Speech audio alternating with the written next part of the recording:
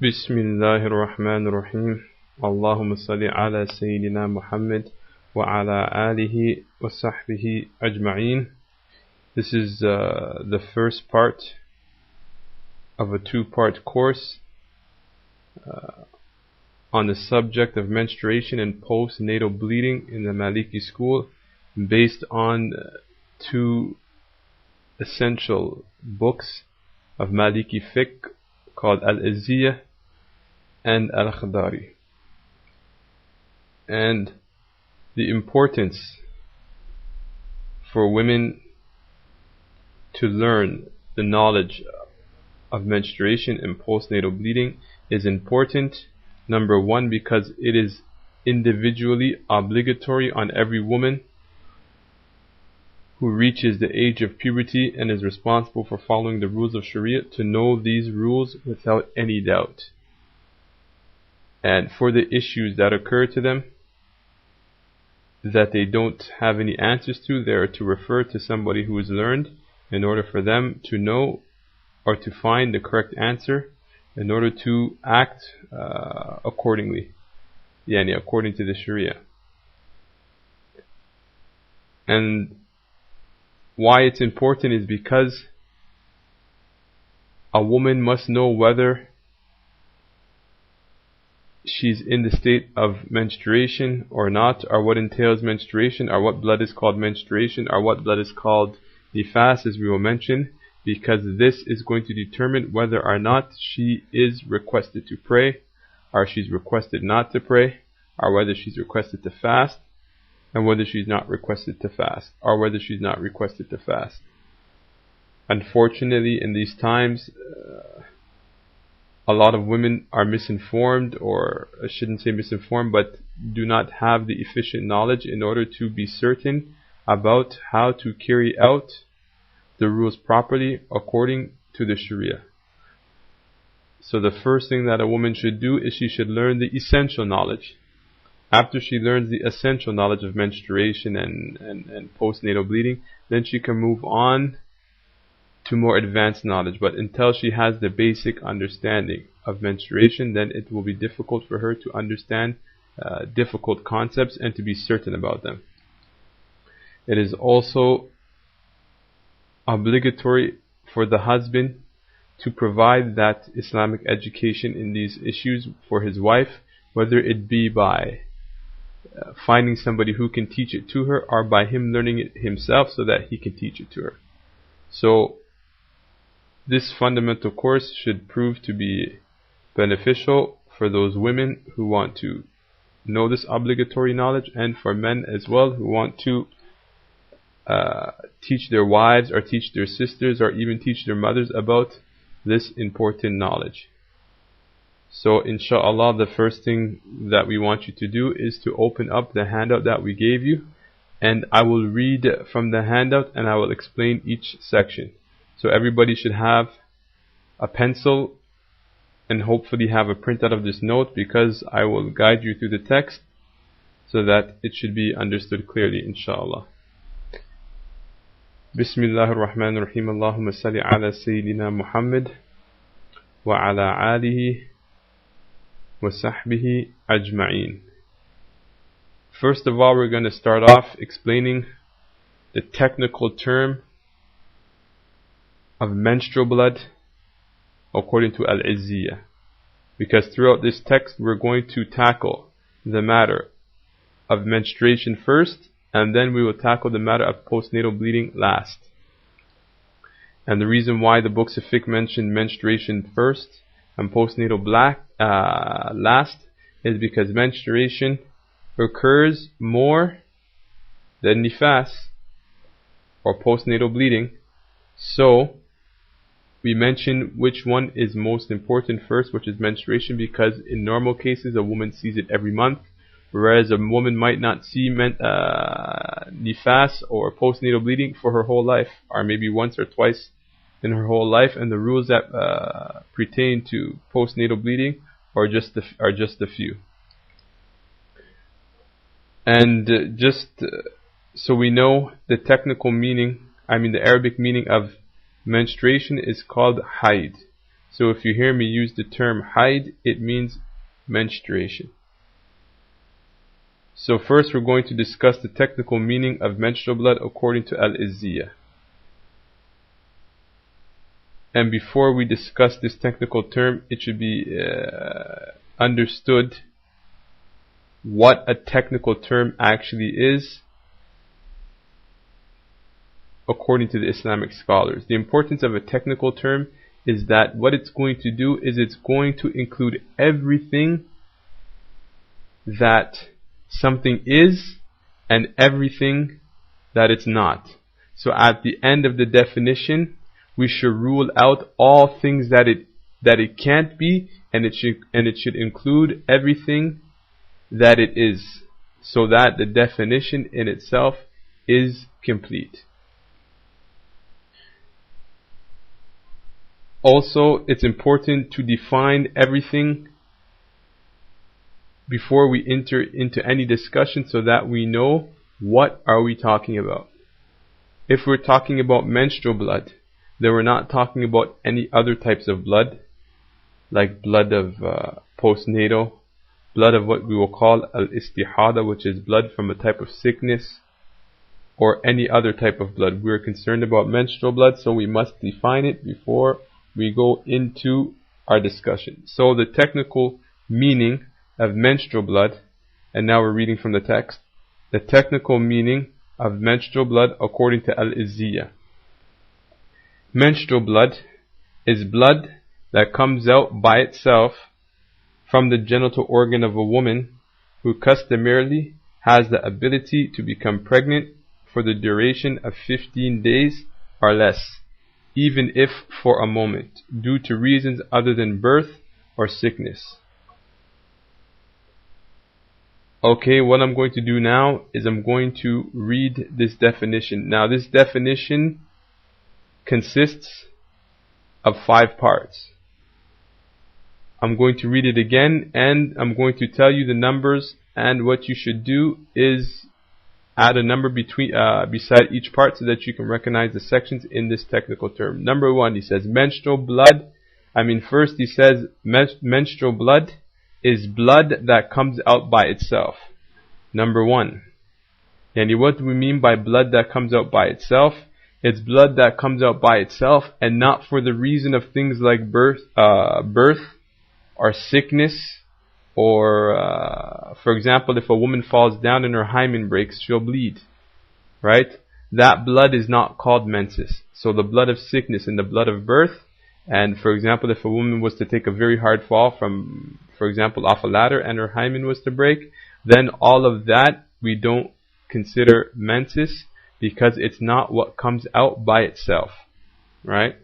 So that's restriction number 1. Then he says from the genital organ of a woman.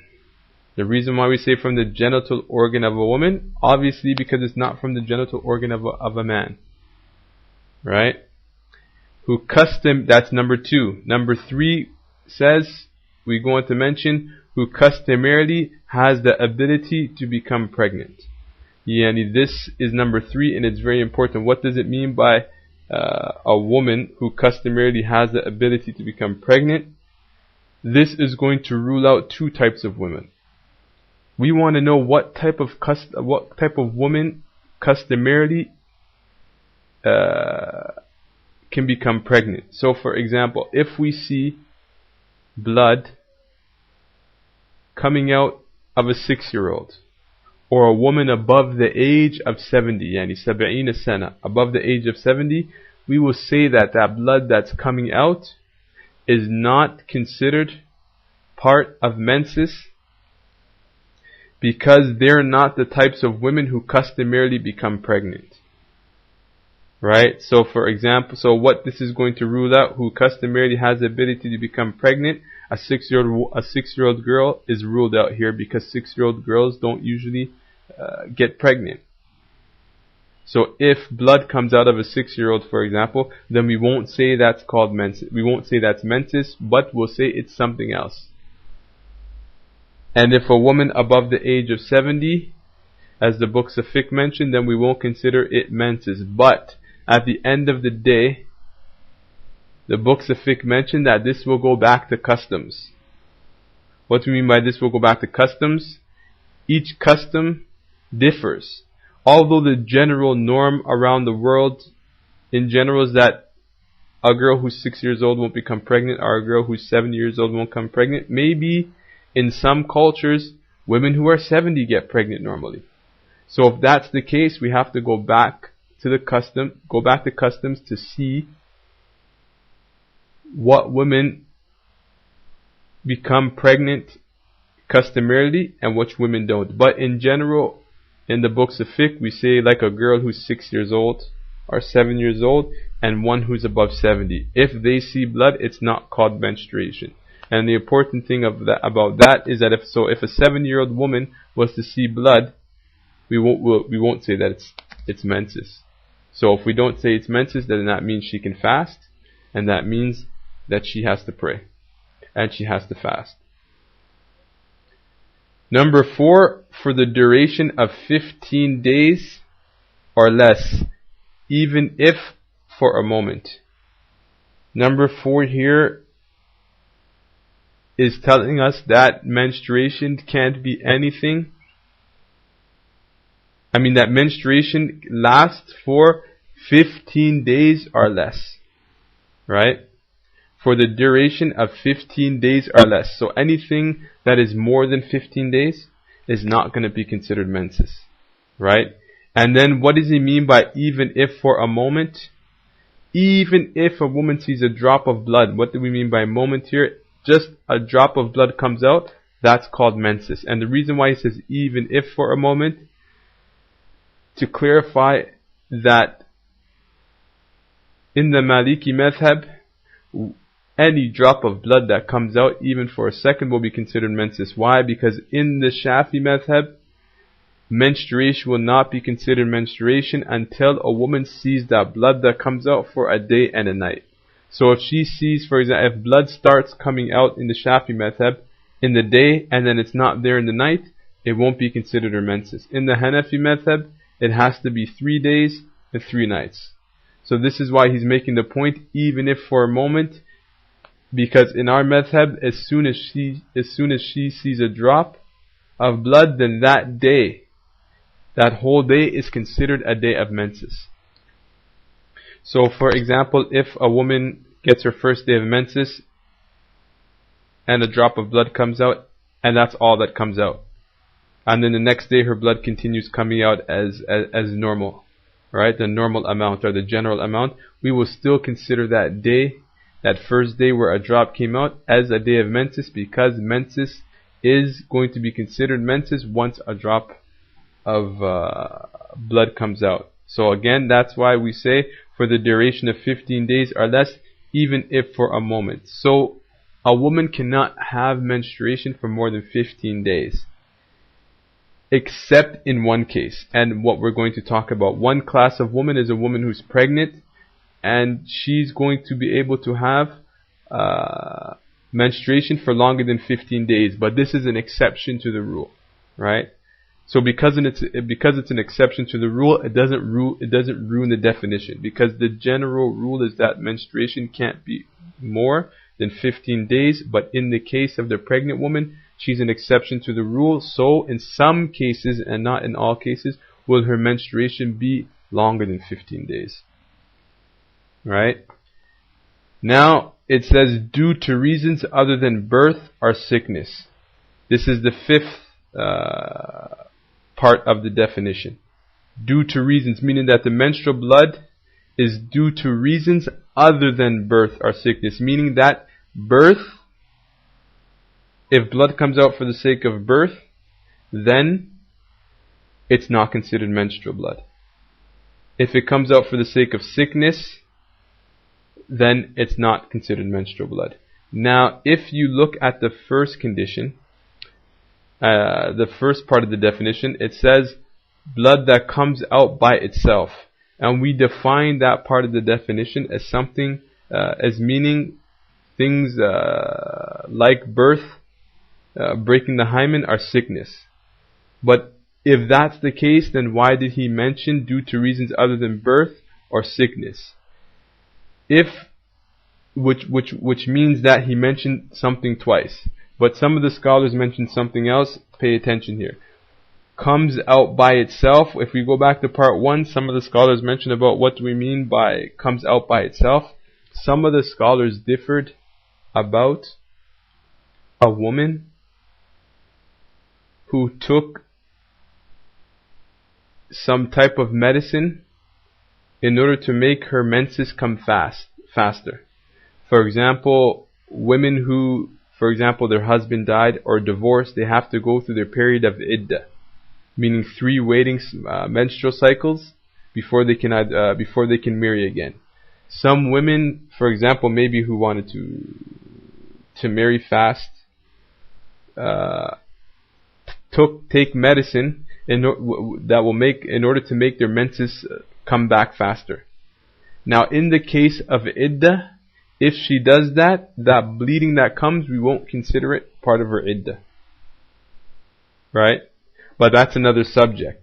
So now the scholars were confronted with another question. What if a woman takes it in menstruation? Because if she takes this pill or she takes this medicine, it's going to make her her menses come fast. So do we consider it part of her menses or no? The issue splits into 3 opinions. Some of the scholars say that if she sees her menses from taking that pill, then whatever comes out is considered haid. Right? Some scholars say that if she takes that pill and it comes faster, then it's not haid. Right? Some of the scholars said that it's possible that it's haid and it's possible that it's not haid. Now pay attention here, because those who say that it's not haid, if she takes that pill and her period comes fast, it will mean that she will not stop her praying and she will not stop her fasting. So if we say that that woman who takes the pill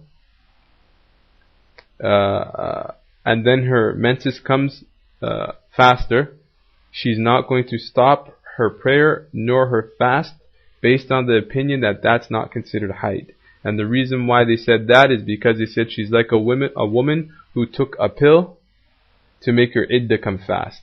And so the scholars are agreed that if she took a pill to make her iddah come fast, then that doesn't count. So if that doesn't count, then her menses doesn't. Then it doesn't count if she was doing it in the area of menses.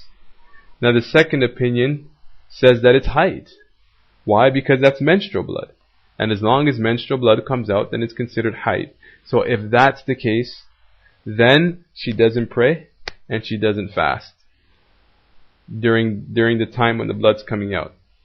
The third opinion is, and which is the safer opinion, or the safest opinion. Some say it's possible that it's haid and it's not possible that it's haid. So because it's possible that it could be haid, then she shouldn't pray and she shouldn't fast. Right? Or my bad, let me rephrase that. If it's possible that it isn't haid, then she should pray and she should fast, because it's possible that it isn't haid. And because it's possible that it could be haid, then she should make up whatever she prayed during that time that the blood was coming out and make up her fasts. So let me repeat that last opinion one more time. Some of the scholars said that it's possible that it's menses, and some of them said that it's not. And they also said that it's possible that it's not menses. So because of that, what the woman is going to do, if that blood comes out, she's still going to fast and she's still going to pray based on the fact that it might be menses. But after that menses is cut, then she's going to make up her prayer and she's going to make up her fasting based on the view that it might not have been menses. Right? And so, the reason why I say that this view is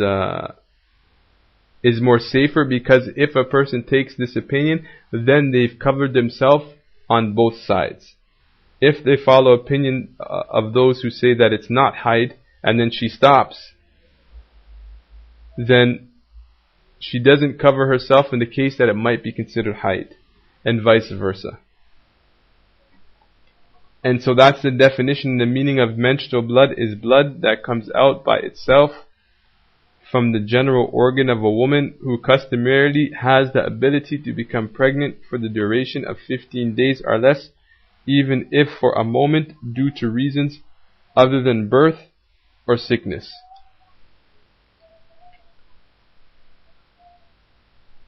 Then, now that we've talked about the technical term, now we have to find out about how do we classify women in terms of menstruation. So we go on to talk to discuss the section, the different classifications of women during menses. From the beginning here, just put it in your head, which is easy, that there's only 3 types of women in terms of menses. And so it says the types of women in regards to menstruation are 3. Al-Mubtada'ah, yani which refers to a woman who gets her menses for the first time. Al-Mubtada'ah in Arabic generally means a beginner. And so what we mean by a Mubtada'ah is that she sees her menstruation for the first time. So any woman who sees her menses for the first time is called a Mubtada'ah, which is clear. Number 2, Al-Mu'tada. Al-Mu'tada means generally a woman who has a custom, which refers to a woman who had menses previously, meaning that she is not a first timer. Alright? What do we mean here? That any woman who has already seen her menses for the first time is going to be considered al-mu'tada. And what do we mean by al-mu'tada? That she has a norm. For example, if she bled for the first time for 7 days, then we're going to say that her norm of menstruation every month is 7 days. So after her first menses, she becomes al-mu'tada. And that's why I said refers to a woman who had menses previously, meaning that she is not a first timer. Right? Now in the case of the mu'tada, we're going to split her into two cases, or into 2 types. In this case, she is split into 2 types. Either her menstrual cycle is always a fixed number of days and does not change, or her cycle differs. The mu'tada is either going to be a woman who has a fixed number of days. What do we mean by she has a fixed number of days? Every month she sees her menses for a fixed amount of days. For example, every month her menses is always 7 days. Or some women it's always 6 days. Or for some women it's always 5 days. According to the woman, they have their menses. Or it's going to be a woman who each month her menses differs. For example, some women see menses, for example, some days 8 days. And then on another month she sees it for 5 days. Alright? And so she changes back and forth between 8 days and 5 days. And then there's some women who see it maybe some months 8 days, some months 5 days, and other months 3 days. Right? So these are the 2 types of women that we call al-mu'tada, based on the difference in their custom of days that they see in a month for their menstrual cycle.